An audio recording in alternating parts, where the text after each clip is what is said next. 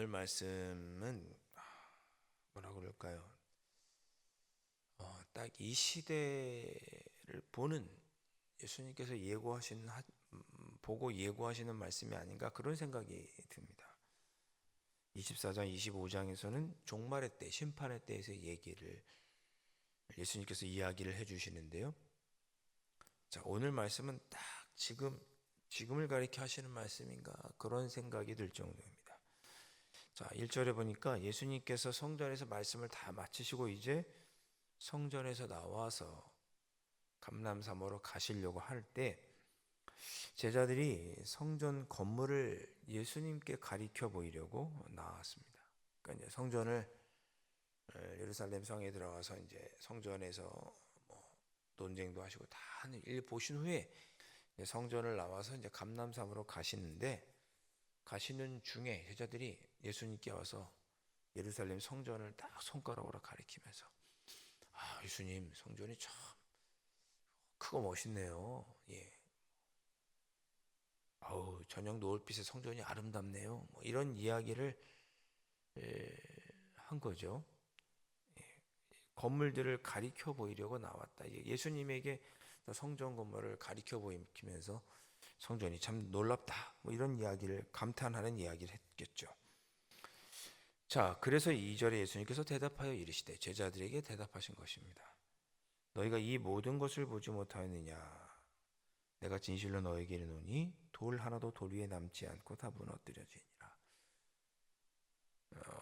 얘들아, 이 성전이 이렇게 보기 좋아도 나중에 다 무너질 것이다. 돌 위에 돌 하나 남지 않고 다 무너질 것이다. 예고하십니다. 실제로 예수님 돌아가시고 나서 3, 40년 뒤에 AD 70년경에 로마의 티투스 장군이 이 예루살렘을 완전히 정복하고 성전을 무너뜨리죠. 그 성전을 무너뜨릴 때 정말 돌 위에 돌 하나도 남지 않았다고 합니다. 왜냐하면 성전은 돌과 돌 사이에 황금으로 장식을 했답니다. 이렇게 벽돌이 있고 또 벽돌이 있으면 그 사이를 이렇게 황금으로 이렇게 넣은 거죠. 그래서 병사들이 이 성전을 부수면서 벽돌 하나하나를 다 분해한 거예요. 왜? 거기 황금이 있으니까 빼앗아 가려고. 여러분도 그러실 수 있죠. 생각해 보세요. 어디 나라를 점령을 해서 그 성전을 무너뜨리는데 그냥 대충 무너뜨리고 갈 수도 있지만 그 벽돌 하나 사이에 다 황금이 있는데 그것을 캐가기 위해서 정말 돌 위에 돌 하나도 남지 않고 성전을 완전히 무너뜨렸다고 합니다. 자, 그런 일이 있을 것이다 라고 예고하셨습니다. 제자들은 그냥 편하게 성전이 참 멋있네 그렇게 생각하고 예수님에게 말했는지 모르지만 예수님은 아주 심각한 이야기를 하신 거죠. 성전이 돌 위에 돌 하나도 돌 위에 돌 하나 이렇게 온전히 벽돌이 있는 그런 것 없이 완전히 폐허가 될 것이다. 완전히 폐허가 될 것이다. 그렇게 무너질 것이다 말씀하니까 무거운 얘기를 하시니까 제자들도 좀 당황했습니다. 3절에 보니까 그래서 감람산에 앉으셨을 때 예루살렘에 계시다가 이제 쉬기 위해서 감람산에 오셨을 때 제자들이 예수님께 조용히 와서 워낙 심각한 이야기니까 다른 사람 듣지 않도록 조용히 예수님께 와서 물었습니다. 예수님 어느 때 그런 일이 있겠습니까? 성전 위에 성전 하나가 남지 않을 그때 자칫 성전이 무너지고 폐허가 될 것이다 이런 얘기 했다가 성전 모독죄에 걸릴 수도 있으니까 조용히 예수님에 가서 예수님 도대체 성전이 언제 다 이렇게 폐허가 된다는 것입니까? 또 주님께서 임하시고 세상 끝에는 무슨 징조가 있겠습니까? 라고 예수님께 조용히 와서 묻습니다.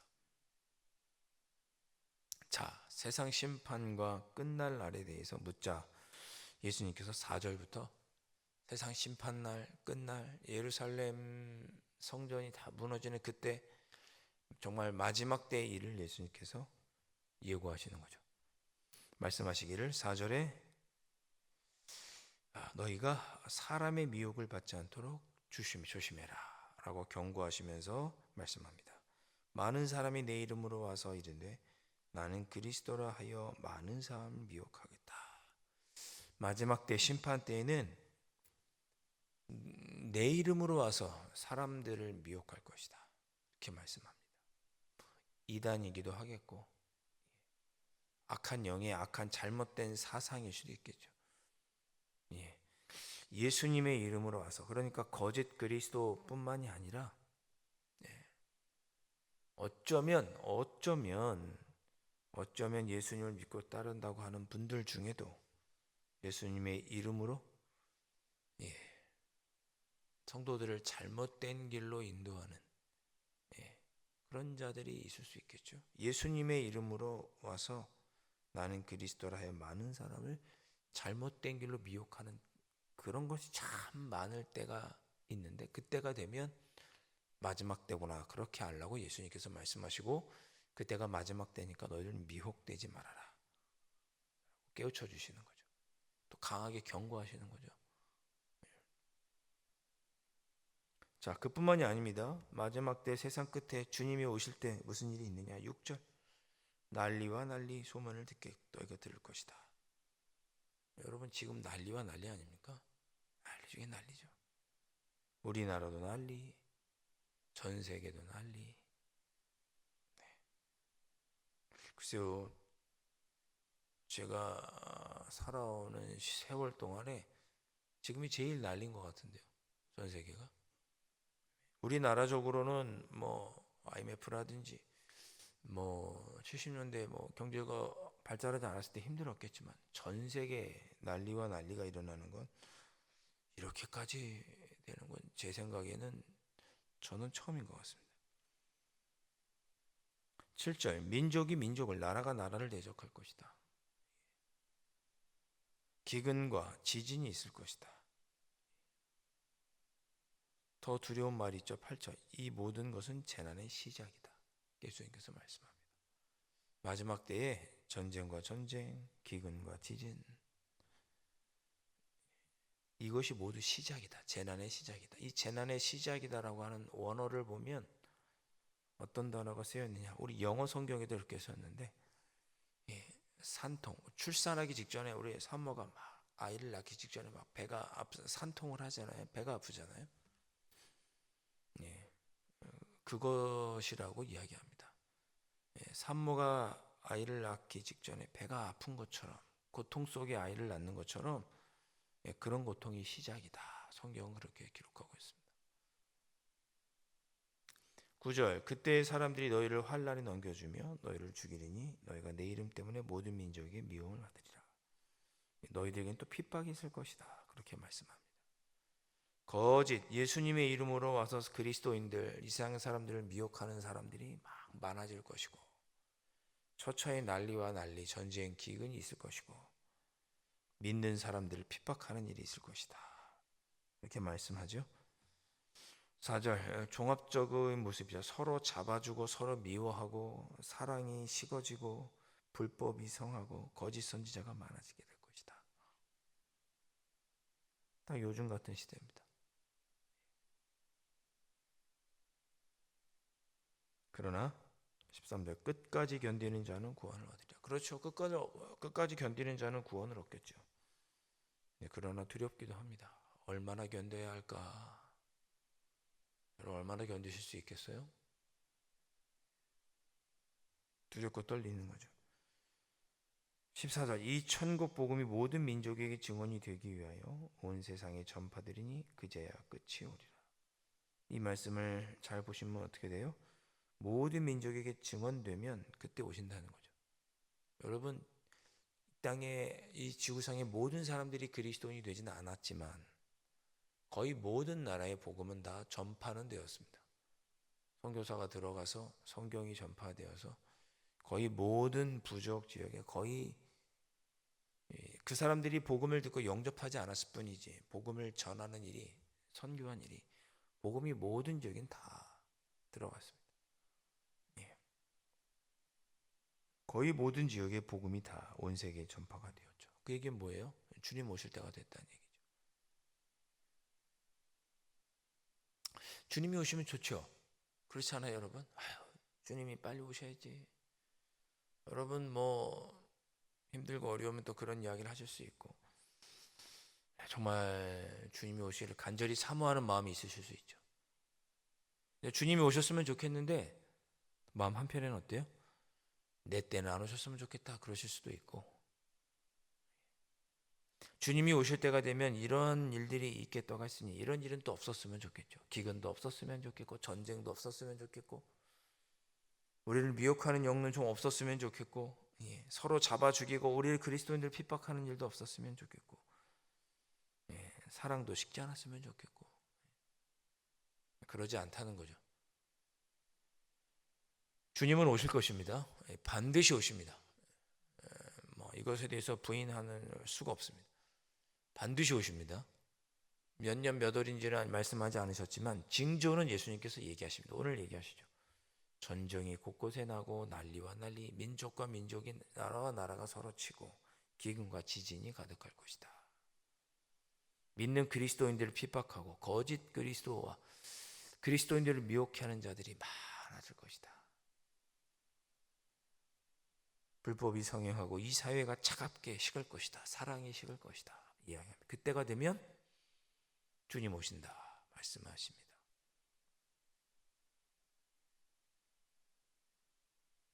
여러분 지금이 그때가 아닌가 그런 생각이 자꾸만 듭니다. 지금이 아니더라도 그런 때가 점점 가까워오는구나 하는 생각이 듭니다. 자, 이럴 때 우리가 어떻게 해야 되죠? 13절 끝까지 견뎌야 한다. 예수님 말씀합니다. 그리고 14절도 맞습니다. 주님 오실 때까지 복음을 증거하는 사명을 감당해야죠. 끝까지 견디고 주님의 땅끝까지 복음 증거하는 일에 끝까지 사명을 잘 감당해야 됩니다. 제가 오늘 420장 어제도 우리가 불렀지만 한 번 더 부른 이유가 있습니다. 주님이 오시겠죠. 주님이 오실 그때가 가까이 오는 것 같다. 그런 영적인 느낌을 우리가 다 갖고 있습니다. 그럴 때 우리가 어떻게 살아야 되느냐? 끝까지 그리스도인으로서 성결하게 살아가야 합니다. 기도하고 말씀 보고 그런 그리스도인들끼리 서로 사귀고 기도하고 주님만 생각하고 주님께서 우리에게 걸어가라 가신 그 길을 따라가고 서로 섬기면서 성결한 그리스도인으로 그렇게 우리 견디며 살아가야 됩니다. 역설적으로 힘들고 어렵고 전쟁이 나고 주님이 오실 때가 되었기 때문에 더 우리가 이런 모습으로 살아가야 합니다. 왜? 주님 곧 오실 테니까. 오늘 우리가 기도하셨으면 좋겠습니다. 주님 우리가 끝까지 견딜 수 있도록 믿음 주시옵소서. 우리의 사명 기억하고 복음을 전하는 일을 감당하며 성결한 그리스도인으로 살아갈 수 있도록 성령 하나님 나를 지키시고 도와주십시오. 이 새벽에 그렇게 기도하실 수 있기를 바라고 난리와 난리 나라와 나라가 서로를 전쟁하고 미워하고 죽이고 민족이 민족이 죽이고 전쟁한다 그런 이야기가 있죠. 여러분 그거 많이 들으셨죠? 방송을 통해서. 이란은 다른 아랍 나라하고 아예 인종이 다르다면서요. 페르시아 계통이고 이란이 다른 나라를 공격하는 건 민족이 민족을 공격하는 일입니다. 나라가 나라를 공격하는 것이기도 하지만 이럴 때 주님 저희가 성결한 모습으로 살아갈 수 있도록 끝까지 견디는 저희들이 될 수 있도록 성령 하나님 저희들의 마음과 믿음을 지켜주시고 그리고 저 전쟁이 있는 지역에 저 난리가 좀 빨리 수그러들 수 있도록 전 세계가 두려워 떨고 어려움을 겪고 있는데 빨리 안정이 되어서 무역도 수출도 수입도 잘 되고 전 세계가 좀 정신 차리고 좀 평화를 위해서 나아가도록 자기가 하고 싶은 대로 막 하는 그런 시대가 아니라 내가 하고 싶어도 조금 절제하고 서로를 위해 모든 사람들이 평화롭게 지내기 위해 서로가 조금씩 양보하고 그런 평화가 임하는 시대가 올 수 있도록 하나님 은혜를 베풀어 주십시오. 저 지역에 평화를 주십시오. 우리 이 새벽에 또 그렇게 기도하실 수 있기를 주님의 이름으로 축원드립니다. 기도하겠습니다. 주님 주님은 마지막 때가 반드시 있다고 말씀하셨습니다. 그리고 그때가 어떤 때인지 마지막 때의 징조도 오늘 가르쳐 주셨습니다. 예수님의 이름으로 오는 거짓 그리스도, 정말 악한 영들의 휩싸인 자들이 많아질 것이고 그들이 그리스도인들을 미워할 것이고 처처의 난리와 전쟁이 끊이지 않을 것이며 정말 기근과 지진 등 자연재해, 또 그리스도인들을 핍박하는 일, 사랑이 식어지는 일, 정말 마지막 때에 그런 일이 있을 거라 말씀하셨습니다. 우리가 우리의 삶을 돌아보면 이 시대가 정말 그 주님께서 걱정하셨던 마지막 때가 정말 지금이 아닌가 두렵고 떨리는 마음으로 바라봅니다.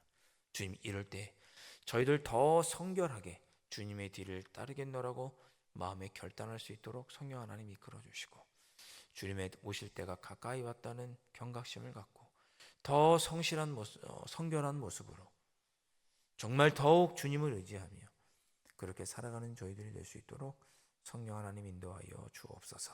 무엇보다 지금 전쟁으로 전 세계가 힘들고 어려워하는 중에 있사온데 저 중동 지역에 주님 빠르속히 평화가 임하여서 전 세계가 안정을 찾고 이번 일을 계기로 정말 참된 평화가 무엇인지 온 세계가 머리를 맞대고 정말 진정한 평화를 위해 나아가는 그런 기회가 될 수 있도록 아버지 하나님 은혜를 더하여 주시옵소서. 귀하신 예수 그리스도의 이름으로 간절히 기도하옵나이다. 아멘.